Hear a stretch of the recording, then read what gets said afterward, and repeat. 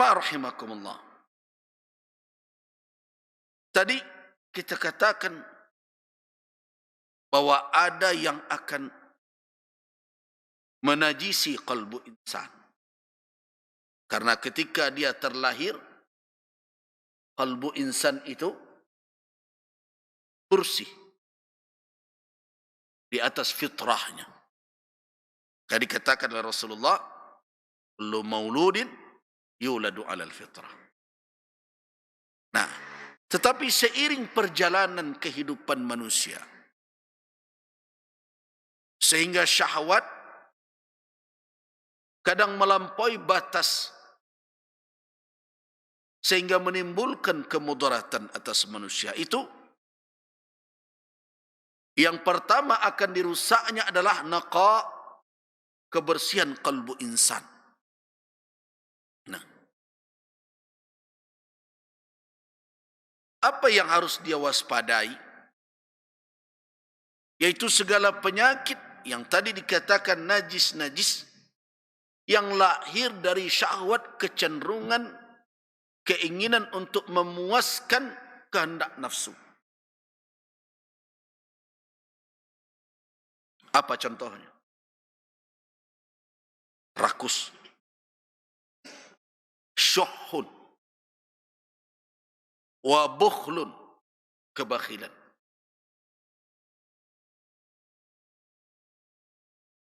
Syuhun merupakan buah dari syahwat yang tidak terkendali. Kalau dalam bahasa Indonesia antara syuhun dengan bukhlun itu sering diterjemahkan hanya dengan bakhil dan kikir. Tetapi para ulama tafsir ketika mengkaji dan menganalisa itu mengatakan antara syuhun dengan bukhlun ada perbedaan. Syuhun itu lebih luas dibandingkan dengan bukhl, dengan bakhil. Syuhun itu lebih dahulu dan bakhil adalah dampak dari syuhun. Apa itu syuhun? Syuhun adalah al-hirs, yaitu keserakahan untuk mendapatkan sesuatu yang diinginkan oleh syahwat. Serakah ingin mendapatkan sesuatu yang disukai, disenangi oleh syahwat insan, yang membuat orang itu tidak mau berbagi dengan yang lain. Hanya dia saja yang ingin itu, dan sampai akhirnya dia menghalalkan yang haram, menempuh segala cara. Itu syuhun namanya. Jadi bakhil ketika nak ingin, kikir ketika hendak menguasai sesuatu atau memiliki sesuatu. Orang lain tak mau ikut. Dia tidak suka orang berserikat dengannya dalam perkara ini. Itu namanya syuhun. Banyak contoh-contohnya. Misalnya, orang berdagang. Kalau sudah dikuasai oleh syuhun, dia tidak ingin orang lain bersama-sama dengan dia di dalam mendapatkan keuntungan. Nah, penyakit ini bisa melahirkan orang yang pantang, disaingi dan berbagai macam. Sehingga payahnya ke dukun, dia mau beng kedai orang, orang pergi buka kedainya menyiram laman orang dan berbagai macam. Ini dilahirkan oleh apa? Oleh syuhun nafsi. Yaitu sifat rakus, sifat serakah, yang membuat orang itu ketika menginginkan sesuatu, dia tidak ingin dipersamai dalam perjalanan itu, dia ingin sendiri saja. Maka dia sikutlah orang kiri kanan. Pokoknya hanya dia yang boleh mendapatkan itu. Syuhun. Kalau sudah didapatnya dan dia tidak mau berbagi dengan orang lain, itu bakhil namanya. Jadi ada syahid, ada bakhil.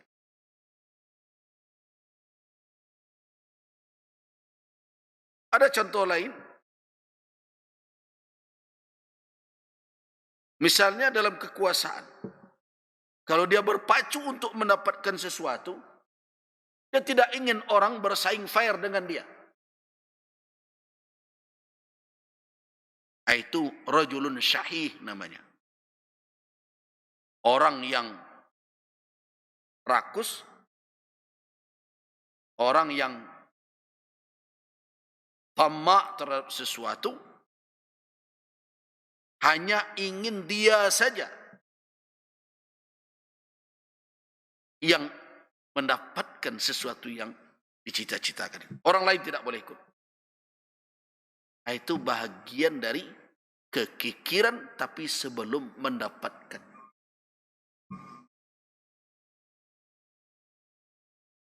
Orang seperti ini akan menempuh berbagai cara untuk mewujudkan keinginan syahwatnya. Nah, yang begini tidak mempan diberi ilmu. Ilmu tidak akan bersemayam di dalam kalbu. Kenapa? Karena akibat dari perbuatan itu lahirlah dengki. Lahirlah kedengkian kepada orang lain. Padahal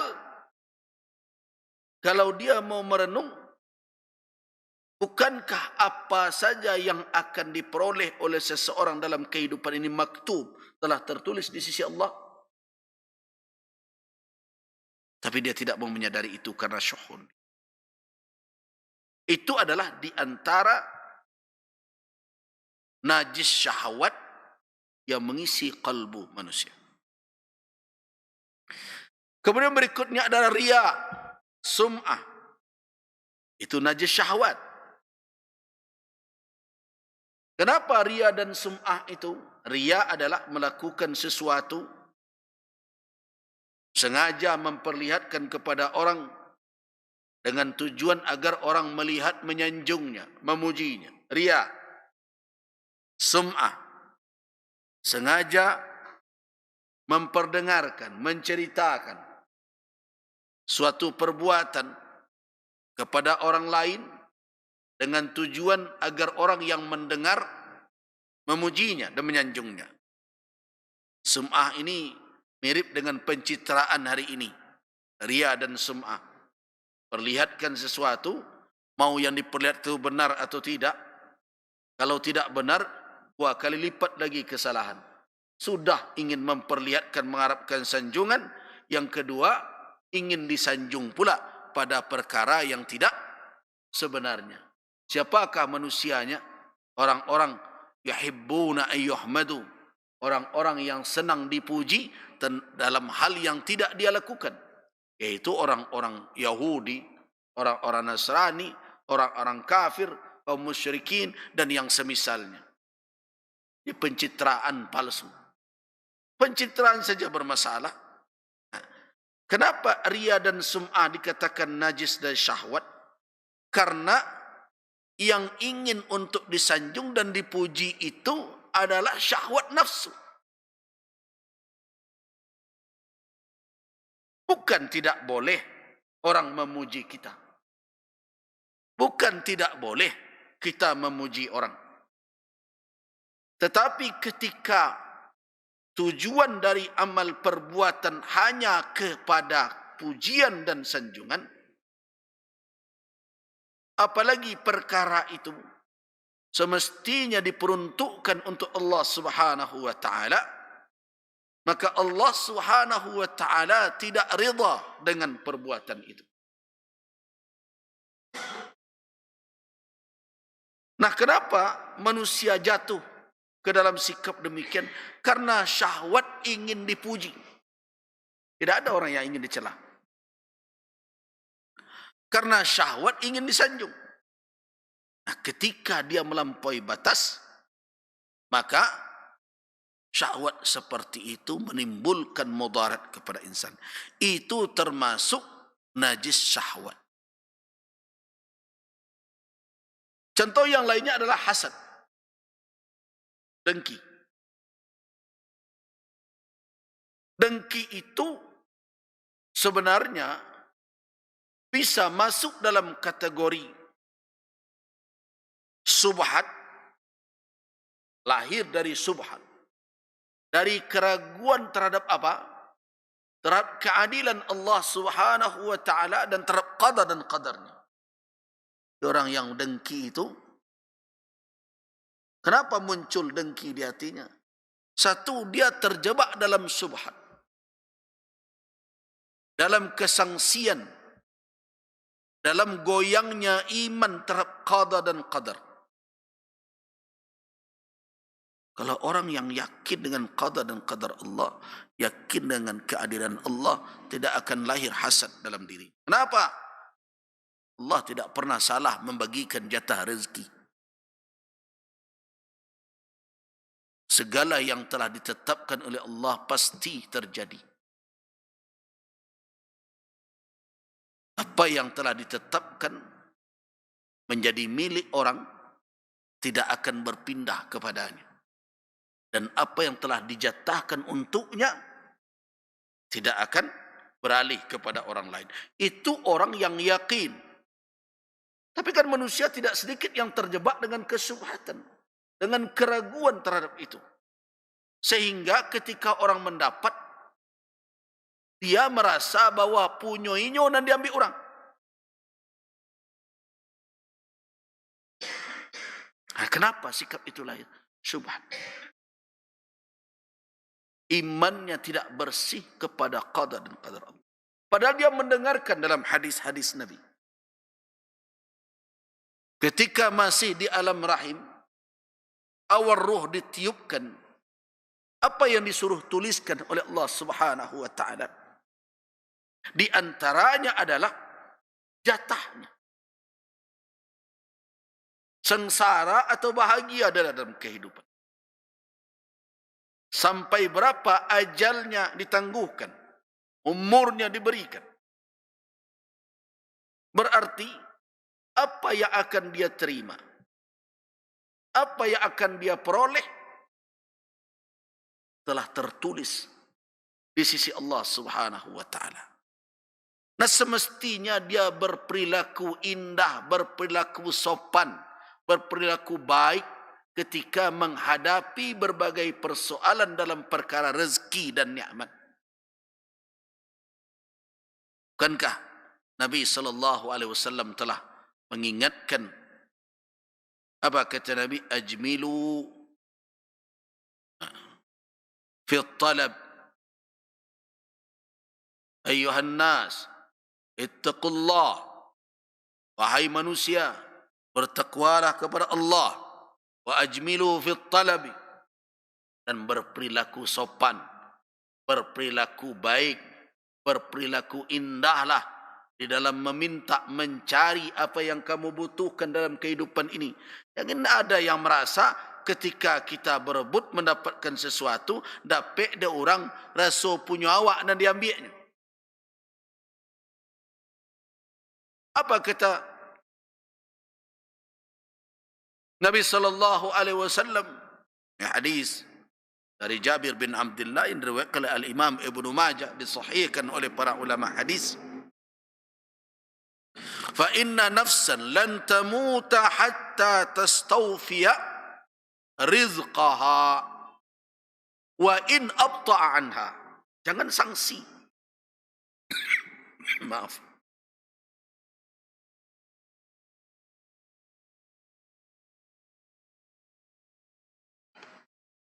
Kata Rasul sallallahu alaihi wasallam, fa inna nafsan, sesungguhnya seseorang, lan tamuta, sekali-kali tidak akan mati, tidak akan wafat dia, hatta tastawfiya rizqaha, sampai dia memperoleh secara utuh rezeki yang dijatahkan untuk. Jangan ada kesangsian dalam hal itu.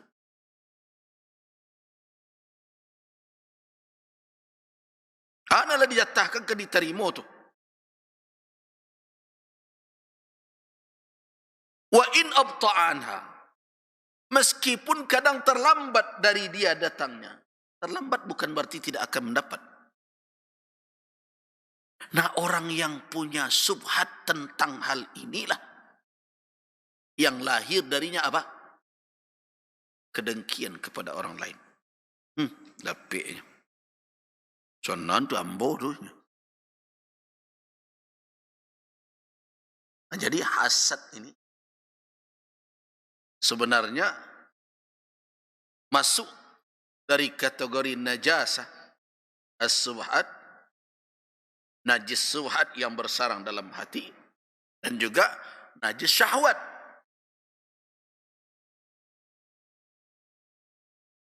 Kenapa dikatakan najis syahwat? Ya karena manusia dengan hubbut tamalluk, jadi ada karakter dasar manusia, yaitu senang memiliki sesuatu. Hubbut tamalluk, suka memiliki sesuatu, kadang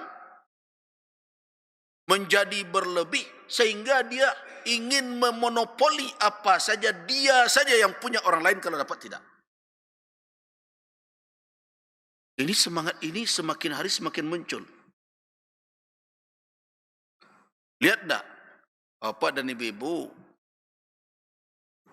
tayangan-tayangan hari ini, apa saja orang itu pingin apa? Limited edition. Ada. Pokoknya kau ambo dan punya, orang lain tak dapat. Jadi sanang benarnya menyampaikan ke orang lain, Iko buatan anu ko limo cuma di dunia ko ambo seorang punya. Kok dapat cie dibuat untuk inyo situ. Itu menunjukkan apa? Bahwa manusia semakin hari semakin memperturutkan syahwat, ingin memiliki dan tidak ingin berbagi dengan orang lain kalau dapat dia monopoli sendiri. Ya ado nan boleh dimonopoli. Ado nan nindak nan harus dibagi.